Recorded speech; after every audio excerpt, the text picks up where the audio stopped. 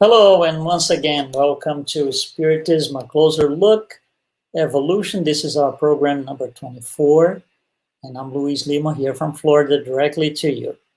Thanks so much for participating, and we're actually approaching the end of the series evolution. So next weekend, or next week actually, September 22nd, we're going to wrap up the topic and we're going to move on to another topic, which, by the way, we're going to announce next week what it's going to be. So stay tuned, participate with us. Once again, we always start the program by touching the question from the week before that we published on our evolution.spirittrivia.com. And you're always welcome to come in and participate with us and cast your answer. So let's look at last week's question. And here is, the question was, what is the main objective of Spiritism? All right, we study Spiritism so much, so we are supposed to know this by heart. So let's go through the options here. A, teach how to balance intellectual and moral progress. No, that's not the main purpose, the main objective of Spiritism. It will give us the tools to understand why it is important to have that balance, but no, that's not the main objective. B, explain why Jesus was a special being. It does explain why Jesus is a special being, but that's not the main purpose. That's not the main objective of Spiritism. C, forbid people from making wrong choices. Okay, I think I spoke about this before in several of our past weeks here. Forbid is not a Spiritist word. Spiritism does not forbid anything. It does not prohibit anything, nothing in that sense whatsoever. It will, on the other hand, give us tools to analyze. So we are the ones making better choices. I can still make the wrong choices if I want to.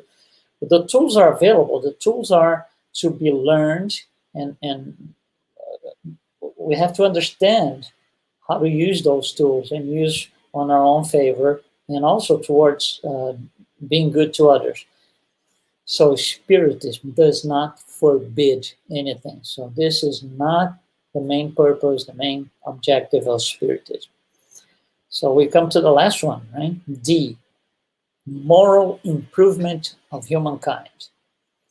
And that's exactly, out of these four, that's exactly what the Spiritism, the main objective of Spiritism is, to create in each one of us the need for moral improvement so we can do better, feel great, and keep going on our path towards perfection. That's what Spiritism is here to teach us.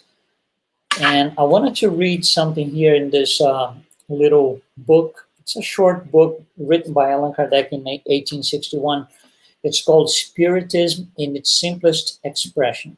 This is the bare, we could say in modern words, this is the bare minimum that we can write on Spiritism. Very simple book. Straight words, very easy to read, black and white statements and answers for everything we need to know. It's actually a very interesting book for those who are trying to understand what it is, the first timers. Myself, at least, I assume you do too. Sometimes we get people coming to us and say, they usually come to lectures or hear something about Spiritism. They get interested and they will come to us and they will ask, where can I start? What should I read first? Because there's too many things, I'm a little lost. This is probably the best starting point. Okay, so in this book, there are several statements about Spiritism. Statement number 35 is, I'm going to read it to you from the book, okay? Spiritism's essential objective is humankind's moral evolution. That's the phrase. So that you know, this is not word for word direct from the French, but it's very, very pretty close, I would say. Okay, so this is right here by Allan Kardec, stated in this book, Spiritism in its simplest expression. Okay, that is the answer to this question here that we published last week. Actually, by the way, I encourage you to read the whole book. It's only maybe 35, 40 pages. This is a pocket book. You can see the size of it. It's a pocket book. Okay, so go for it. It's worth it. Even for us, even for us who do this for so many years, we still go back to that book because it's so straightforward, so, black and white answers and statements. Okay, so I wanted to start wrapping things up. Like I said, last week is going to be the last week on evolution, which is going to be like this major revision / wrap up. So tonight, I want to talk about something that we mentioned about 2 or 3 weeks ago, and we want to develop the idea a little more, which is the idea that Allan Kardec, in order to explain to us what he had to explain through all the books and everything, he came to the superior spirits, those who were, dictating all the messages through the mediums. So he came to them and said, listen, for me to explain what I need to explain, for people to understand what I need to explain based on what you're teaching us, I think it's easier if we categorize the spirits according to their level of advancement. And then he asked the spirits, can I do this? Can I create categories? And the spirit says, well, you can create as many categories you want. You can give them the names that you want, as long as the teachings are preserved. And that's what, you see, Allan Kardec is this he's a great teacher. A lot of the way he teaches, his method, these methods that he uses are fantastic. So he organizes the way he's going to pass the information along. And this is very typical of a person like that. So let's organize in categories and explain what they are. And this is going to be easier for people to understand. So he gets these green light, let's say, from the high order spirits, discarnate spirits, coordinating his work, that yes, you can go ahead and do that. So he categorizes the spirits in 3 orders. That's what you see here on the screen. 3rd order, imperfect spirits. 2nd order, there's a mistake in there. It's not imperfect. That's good spirits. Okay, I'm sorry about that. And the 1st order, pure spirits. So imperfect in the bottom of the scale, good in the middle, and pure on the top. And here we'll explain what the difference is. And here's what he says. 3rd order spirits, there's a predominance of matter over spirit. So anything that happens in the material life has a more weight than what happens in the spiritual life. It's like the material plane is in command, if you will. The spirit, the person, the incarnated person, will live a lot by, it will be driven a lot by what happens in the material plane. That's predominance of matter over spirit. Another thing is there's a tremendous inclination towards evil, unfortunately. Inclination towards evil. Everything is evil before we can think of doing anything better and good. 3rd order, imperfect spirits. Also, about God, the 3rd order spirits, they have an intuition about God, but they do not comprehend. They can't comprehend. It's too far out for them to understand God. So that kind of defines the 3rd order imperfect spirits. For the 2nd order, good spirits, again, sorry about the typo, the good spirits, predominance is not matter over spirit, it's the other way around. It's spirit over matter. They dominate. They are in control. The spirit is in control of what is happening in their lives when they incarnate here in the material world. Okay? There's also, instead of inclination towards evil, there's also a desire to do good. That's their first impression. Their first thing is, let's do good in every situation. It's always the first thing that comes to mind, if you will. And the first order spirits, those are the ones who know there's no need for these to incarnate anymore, because they have reached a degree of development. They're so advanced that there's no need for incarnation anymore. So they don't feel any influence from matter. There is no such a thing. They have absolutely intellectual and moral superiority compared to all the others. So this defines the orders of the spirits. Okay? All right, so then Allan Kardec goes back to the third order, and he breaks down in, let's say, 5 levels or 5 subcategories, if you will, from bottom to top. Impure. So impure are those spirits the least possible advanced, morally speaking. They, and what you see here, the definition of each one of them, that comes straight from the Spirit's book, where Allan Kardec addresses that in detail. Okay, so these impure spirits, they are inclined towards evil, and they make it the object of its preoccupation. So their whole lives runs around inclination to do evil. That's all they do, evil. Okay, so they are at the bottom of the Spiritist hierarchy, if you will, the bottom of the scale. Next one up is the frivolous. And by Allan Kardec's definitions and words, they are ignorant, mischievous, thoughtless, and mocking.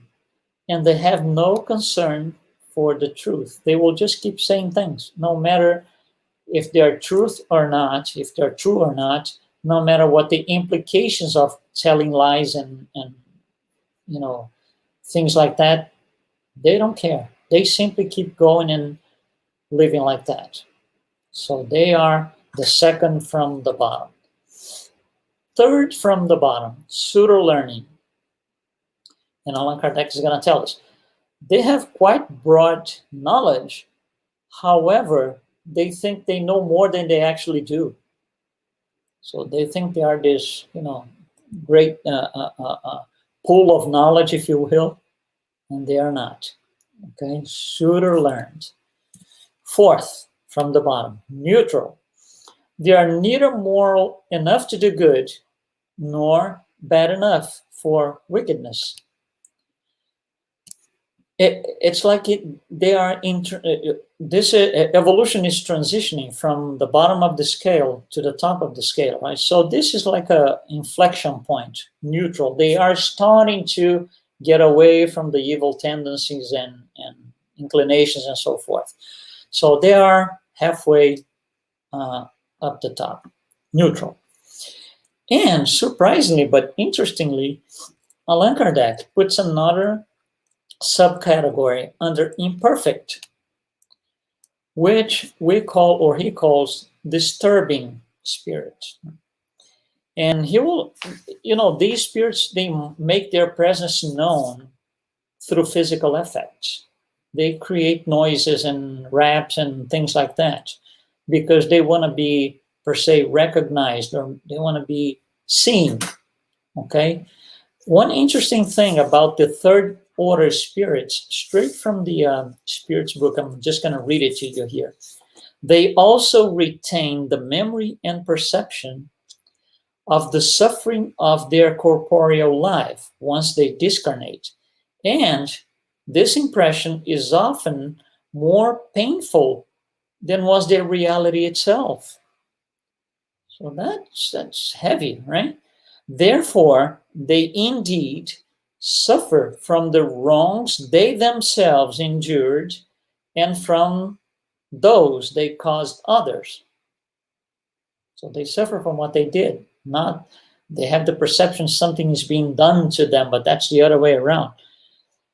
And since they suffer from them, for a very long time, they believe they will continue to suffer forever. And that gives them the impression that God is punishing them and they will be punished forever and ever. That's not true. That's their impression because of what they did. They're still very attached, as we saw, to the material life. So even after they discarnate, they are still very attached to what they did here. Okay? All right, so I'm going to do one quick thing here because, of course, we need to correct the word imperfect for the second order. So that's what I'm doing right now. Just get this thing right once and for all, right? Okay, so let me bring this back to you here. Okay. And we're gonna now continue. Oh, so we got past the inferior spirits or imperfect spirits. Okay, so now we are gonna go up to the second order, the good spirits. Again, predominance of spirit over matter. So at the bottom of the good ones, at the bottom of the scale, benevolent. Kindness is their dominant quality. Kindness, that's it. Remember, the good spirits, one of the main characteristics is desire to do good. So benevolent. Kindness is their dominant quality. They want to be kind. They want to be fair and nice to everyone. Next one up, scholars. They are distinguished by the extent of their knowledge. So they are really, they are not only kind because they already passed the benevolent, right? But they have this broad knowledge and they do really have the knowledge, not different from those that we saw the suitor learned, that they think they know a lot, but they don't. Scholars, they do know a lot, for good, for sure, okay? Next one up, wise spirits, characterized by moral qualities of the highest degree. You see the moral level is going up here. And so morality is the big thing here. And the next one up, superior, also called high order spirits sometimes, they combine everything else, science, wisdom, and goodness all in one. So benevolence and nobility it frames exactly what they do all the time. With their knowledge, their wisdom, their goodness, they will be benevolent and they carry this incredible nobility with them. So those are the good spirits. Let me get you one phrase that is in the Spirit's book about the second order, good spirits. In popular belief, this order includes the spirits called good spirits, guardian spirits, and spirits of benevolence, because these are names used out there. In times of ignorance and superstition, they were regarded as beneficent deities. Okay, but times are different now. We understand more, we know more. So we know exactly what these good spirits are. They have by far surpassed the imperfect spirits. They are on their way to perfection like everybody else, except that they are much, much ahead of us. By the way, imperfect spirits, these red guys that you see on the bottom of the scales, they all spirits need a corresponding place to live, to incarnate, discarnate, and develop their moral qualities. The imperfect spirits, one of the orbs that they can develop their abilities is the earth. So the earth houses imperfect spirits. Good spirits will pass through the same thing, but in different orbs, more advanced than we are. At times, a good spirit can incarnate here on earth to help us develop faster. So it happens here and there, but that's not our standards. Our standard planet is formed by imperfect spirits. And at the top of the scale are the pure spirits. There's only one, there's no subcategory, it's just one category. And here's Allan Kardec again, right? No influence from matter, absolute intellectual and moral superiority. That would be Jesus, for example. Here's something that comes from the Spirit's book by Allan Kardec about the first order spirits. They assist humans in their distress and inspire them to do good or to expiate the wrongs that keep them from supreme bliss. Sometimes these spirits are called angels and archangels. So now we have a word here, angel, and another one, archangels, which might have a slightly different meaning in other belief systems, but we are spiritists, we are studying spiritism, so we need to understand what the word angel is, what the word archangel is. Those are spirits that no longer have to be incarnated because they have reached a degree of advancement that they will only incarnate on Earth and orbs like this for a particular mission. They do as a mission, not for necessity or something for their own. They do for the others. Just like Jesus, he didn't have to be here. But, out of bliss and goodness, he came to us to show us exactly how to proceed, how to live our lives, what to do, and how to improve our moral standards, and how to be happy as a consequence of all of that. So when you go to the Spirit's book, for each one of these subcategories, all 10 here, there's some very decent fair amount of information that the spirits bring to us through the mediums and Allan Kardec. And I really think we should all read, attain, or I would say concentrate attention on this. We usually don't. We usually read and, oh yeah, this is better than that. Oh yeah, this category is better than that one. And we don't really stop and read this as we should, not just to read, but as a study. For each one of these subcategories, study what they are. And of course, some of these things will make sense, will resonate with us, and some others will not. For example, no influence from matter, absolute intellectual and moral superiority is not going to resonate with any of us because that's not who we are. But at least the scale here, the classification gives us an opportunity to kind of more or less know where we are. Okay, if we are too far down, close to the less advanced spirits, if we are in the middle of the scale, or if we are upper as a good spirit. So it's a subject that we should spend time. Definitely, we all should spend time here. And this is on the Spirit's book. It starts on question 100, I believe, and it goes through 130. So if you have a chance, or actually, I invite you to do that, okay? All right, so as I said before, we are getting to the end of our evolution series. So for next week, which is our last program about it, we're going to bring I would say this huge, gigantic overview of these 25 weeks, everything that we discussed, everything that we said.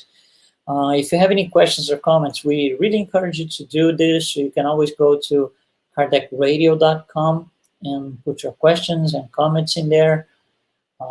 We will address everything. Okay, every question that comes in, we address in a form of an explanation here, or simply addressing directly as a question and answer kind of thing. And for next week, September 22nd, we're going to do this. And we are also going to announce next week what is going to be our next topic. So evolutions started 25 weeks ago, 24 weeks ago. We end next week, and then we are going to announce what is going to be the next set of meetings about. And those will start on September 29th. Okay. So I wanted to thank you for being here with us once again. And please comments and questions, kardakradio.com. We're always here. We're all learning. Okay, so any input, comments, suggestions, all of it is always welcome. And you all be well, and I'll see you next week. Thank you very much.